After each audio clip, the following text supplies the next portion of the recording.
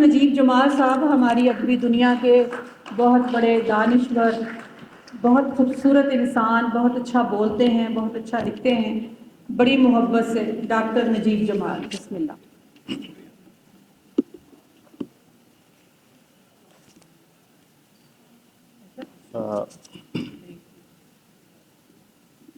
آج کی محفل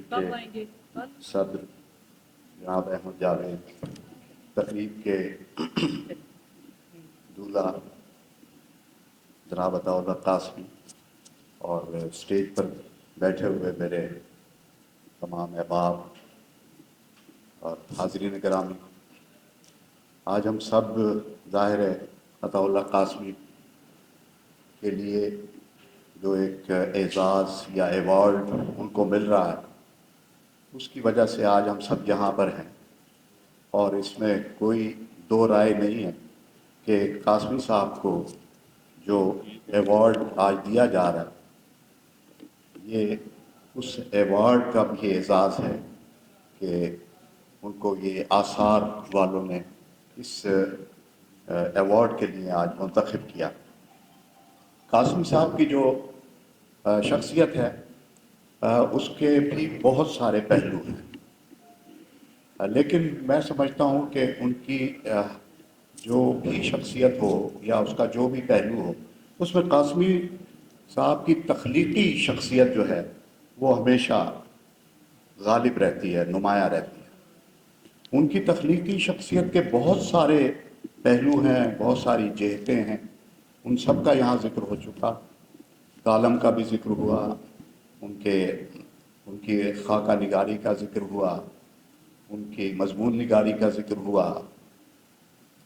ان کی شاعری کا بھی شاید کسی نے ذکر کیا ہو، لیکن حقیقت یہ ہے کہ چاہے شاعری ہو، خاکے ہوں، کالم ہوں، ہمیں ان کے یہاں، قاسمی صاحب کے یہاں اظہار کی ایک بلند اور یکساں سطح ملتی ہے۔ بہت کم لوگوں کے یہاں آپ کو یہ بات نظر آئے گی کہ وہ کئی جہات میں لکھتے ہوں اور کئی جہات میں وہ تخلیق کرتے ہوں، اور ان کے یہاں اظہار کی اور معنویت کی، فکر کی ایک ہی سطح، یکساں سطح موجود ہو۔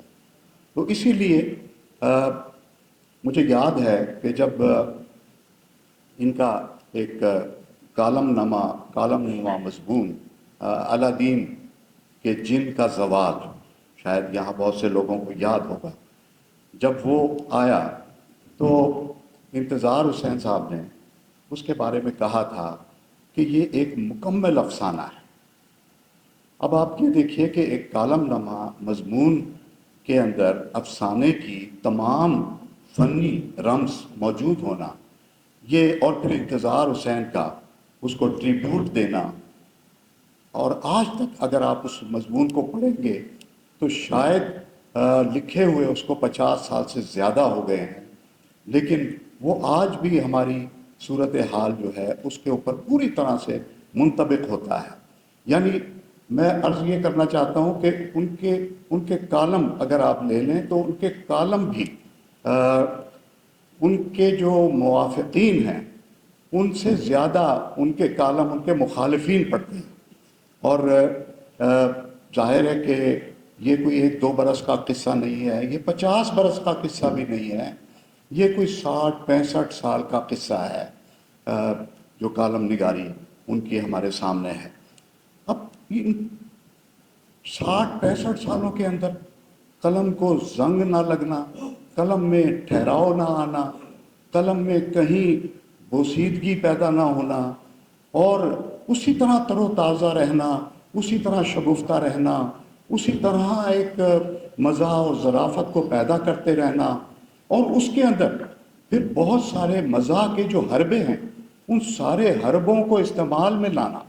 یعنی کردار نگاری بھی آپ کو ان کے یہاں مل جائے گی، ان کے یہاں پن آپ کو، لفظی مزاح بھی آپ کو مل جائے گا، اس پیروڈی بھی مل جائے گی، اور سب سے بڑی بات جو ہے وہ کردار ایسے بناتے ہیں اور ان کے جو نام رکھتے ہیں ان کرداروں کے، تو ہمیں لگتا ہے جیسے کوئی ہمارے آس پاس اسی بھیس میں، اسی لباس میں، اسی کردار میں بہت سارے لوگ ہمارے آس پاس موجود ہیں۔ تو یہ اتنے عرصے گزر جانے کے باوجود بھی ایک اس طرح کی صورتحال ان کے یہاں جو آج بھی موجود ہے، اس کے لیے کوئی بھی ایوارڈ جو ہے وہ بہت چھوٹا ہے۔ ابھی ذکر ہوا آدم جی ایوارڈ، ان کو روزن دیوار پہ جو آدم جی ایوارڈ ملا، اب میرا خیال یہ ہے کہ اس کو 48 سال ہو چکے ہیں، کیونکہ میری بھی پڑھانے کی عمر جو ہے 48 سال ہے۔ میں نے جب پڑھانا شروع کیا تھا اسی سال ان کو روزن دیوار پر ایوارڈ ملا تھا، تو اب 48 سال اس ایوارڈ کو، پھر اس کے بعد پرائڈ آف پرفارمنس، پھر ستارہ امتیاز، پھر ہلال امتیاز، پھر اے پی این ایس کا ایوارڈ، یہ سارے ایوارڈ جو ہیں وہ ان کی جیب کے اندر موجود ہیں۔ لیکن آپ محسوس کریں گے اور ہم سب کہ ان کے یہاں کبھی بھی ایوارڈ کے حوالے سے، یا جو ایک ان کو خدا نے ایک ان کو ایک بزرگی دے دی ہے، بزرگی ان معنوں میں کہ اس وقت ہمارے ملک کے جو سینئر ترین لوگ ہیں ان میں ان کا شمار ہوتا ہے، اور میں سمجھتا ہوں کہ سینئر زندہ لوگوں میں ان کا شمار ہوتا ہے، کیونکہ ان کا لکھا ہوا زندہ ہے، ان کا لکھا ہوا آج پڑھا جا رہا ہے۔ اب وہ چاہے کسی بھی شکل میں لکھتے ہوں، مزید گنجے فرشتے لکھتے ہوں، وہ خواجہ انسان لکھتے ہوں، وہ شب دیگ لکھتے ہوں، کچھ بھی لکھ دیں، ان کے یہاں آپ دیکھیں گے، جو میں نے ایک بات کی تھی کہ ایک یکساں سطح ملتی ہے، تو ایک کرداریت ان کے یہاں موجود ہے ہمیشہ سے، ان کے یہاں ایک ڈرامائیت ہمیشہ سے موجود ہے، ان کے یہاں ایک فضا ہمیشہ سے موجود ہے، ان کے یہاں طنز کی وہ صورت تو موجود نہیں ہے جو بہت گہری کہیں تکلیف دہ ہو جاتی ہے، ایسی صورت نہیں ہے، چونکہ ہر چیز ان کے یہاں جو ظرافت کے پیرائے میں بیان ہوتی ہے، ظرافت کا طریقہ کبھی یہ نہیں ہوتا کہ کسی کا دل دکھایا جائے، کسی کو تکلیف دی جائے، کسی کو اذیت میں مبتلا کیا جائے۔ مجھے یاد ہے احمد ندیم قاسمی نے ان کے بارے میں ایک جملہ لکھا، وہ جملہ میں آپ کو سنانا چاہتا ہوں، ان کی پوری شخصیت سے ایک جملے کے اندر موجود ہے۔ انہوں نے لکھا تھا کہ اگر کسی فرد سے محبت یا اس سے دوستی کے اندازے میں عطا اللہ قاسمی سے غلطی ہو جائے تو وہ رو دیتا ہے، اور کسی بھی جذباتی شکست پہ طیش میں آنے کی بجائے رو دینا شائستگی کی ایک اعلیٰ منزل ہے۔ اب حقیقت یہ ہے کہ ہم نے خود دیکھا ہے، ان کی دوستیاں بھی دیکھی ہیں، ان کے دوستوں کو ان سے نظریں چراتے ہوئے بھی دیکھا ہے، کیونکہ ان پہ وقت ایسے گزرے ہیں، اور یہ وقت انہوں نے خود ان کو چیلنج کیا ہوا تھا، ان کو خود انہوں نے دعوت دی ہوئی تھی۔ انہوں نے ضیاء الحق کے خلاف ہمیشہ لکھا، مشرف کے خلاف تو ظاہر ہے ہم سب جانتے ہیں پچھلے دور میں جو کچھ ہوا ان کے ساتھ۔ آج وہ سرخرو ہو کر اس اسٹیج پہ اگر بیٹھے ہوئے ہیں تو آپ دیکھیے کہ ان کے وہ جو سارے الزامات اور وہ جو بہتان اور وہ جو بہت ہی عجیب و غریب اور غلط باتیں ان کے بارے میں پھیلائی گئی تھی، وہ مطلع بالکل صاف ہو چکا ہے، وہ دھند اب بالکل چھٹ چکی ہے۔ ہمارے سامنے جو چہرہ بیٹھا ہوا ہے، جو شخص بیٹھا ہوا ہے، اس کی سوچ، اس کی فکر، اس کے الفاظ، کیونکہ وہ اپنے الفاظ میں کسی بھی طرح کے تشدد کا قائل ہی نہیں ہے، اس کے الفاظ نرم ہیں، میٹھے ہیں، دھیمے ہیں، اور ایک طرح سے یوں کہہ لیجئے کہ کڑوی گولی کو بھی وہ میٹھا بنا کر ہمارے سامنے پیش کر دیتے۔ میں ان کا ایک شعر بھی آپ کو سنانا چاہتا ہوں اس وقت، کیونکہ ان کے فن پہ بہت ساری باتیں ہوں گی، لیکن میں شاعری پر تھوڑی سی بات کرنا چاہتا ہوں۔ عام طور پہ ہم یہ سمجھتے ہیں کہ قاسمی صاحب نے کم شاعری کی ہے، ابھی جو ان کی کلیات آئی ہے وہ بھی آپ دیکھیں گے تو وہ کلیات بھی اتنی زیادہ ضخیم نہیں، لیکن میرے خیال میں تو وہ 250-300 صفحات جو ہیں وہ ہزاروں صفحات پر بھاری، اور اس کی وجہ ہے، اس کی وجہ یہ ہے کہ انہوں نے ایک طرح سے جو کچھ بھی لکھا ہے وہ ایک اس طرح سے لکھا ہے کہ جیسے وہ اس فن کو، شاعری کے فن کو جو کہ بہت مشکل ہے، اس پر پوری طرح سے عامل ہو کر، اس کو سمجھ کر، اس کی فہم کے ساتھ، اس کی معنویت اور فکر کے ساتھ، اس کے خیال اور اظہار کی ایک بڑی سطح کے ساتھ وہ سب انہوں نے لکھا. اسی لیے آپ دیکھتے ہیں کہ ان کے یہاں ان کے اشعار جو ہیں وہ زباں زد عام ہیں. ایک عام آدمی سے لے کر وزیر اعظم تک ان کے اشعار اگر پڑھتا ہے تو ان اشعار میں جو ہے کوئی تو ایسی بات ہوگی کہ اگر وہ نظام زر کو برباد کرنے کی بات کرتا ہے تو یہ نظام زر جو ہے اس نے ہی پاکستان کا بیڑا غرق کیا ہے. اسی نظام زر نے پاکستان کی جڑوں کو کھوکھلا کیا ہے. اسی میں ایسے لوگ ہمارے سامنے موجود ہیں جن کو ہم نے اپنی نظروں کے سامنے بڑا ہوتے ہوئے دیکھا ہے،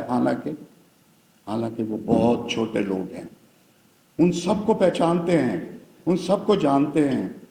لیکن پھر بھی وہ قریہ جمال کی بات کرتے ہیں. میں تو تھا قریہ جمال میں گم، وہ کسی اور ہی گمان میں تھا. آپ دیکھیے کہ پوری ہماری جو شاعری ہے، اردو شاعری، اس شاعری کے اندر جو لطافت ہے، اس شاعری کے اندر جو ایک حسن ہے، خوبصورتی ہے اور جمال ہے اس شاعری کا، وہ پورا آپ کو اس میں نظر آتا ہے اس ایک شعر کے اندر. بہت ساری مثالیں دی جا سکتی ہیں، میں نے پورے 2 صفحات میں ان کے اشعار کا انتخاب کر رکھا ہے، لیکن حقیقت یہ ہے کہ ان کا کوئی بھی شعر آپ اٹھا کے دیکھیے، غزل کی جو روایت ہے اور غزل کا جو مزاج ہے، غزل کی جو فکر اور معنویت ہے، اس سے بالکل کہیں ایک لمحے کے لیے بھی وہ جدا نہیں ہوتا. اور یہی وجہ ہے کہ جب وہ اپنے کالموں میں کسی بھی غزل کو یا کسی نظم کو شاعر کا ذکر کرتے ہیں اور اس کی کسی غزل یا نظم کو اس میں کوٹ کرتے ہیں تو وہ عام طور پہ پڑھی جاتی ہے، اس کی گونج سنائی دیتی ہے. تو یہ بہت کم لوگوں میں ایسا ہوتا ہے کہ وہ ہر چیز کو اس کی معنوی سطح کے مطابق جو ہے وہ سمجھتے ہوں، دیکھتے ہوں. اور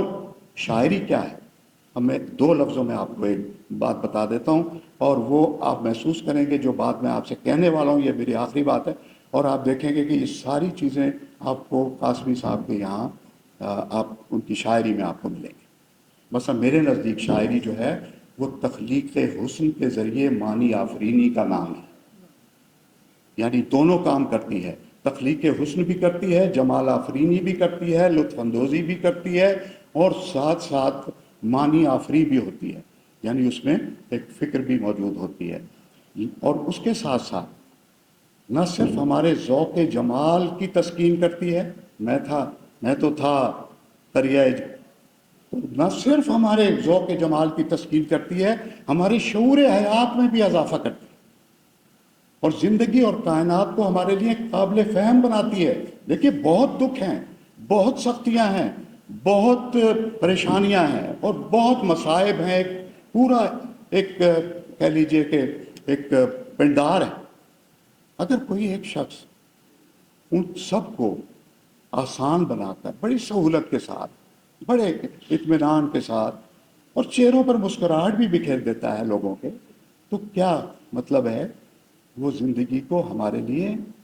گوارا بناتا ہے. زندگی میں گوارائی کی ضرورت ہے، زندگی کو گوارا بناتا ہے، وہ زندگی کو ہمارے لیے شایان آرزو بناتا ہے.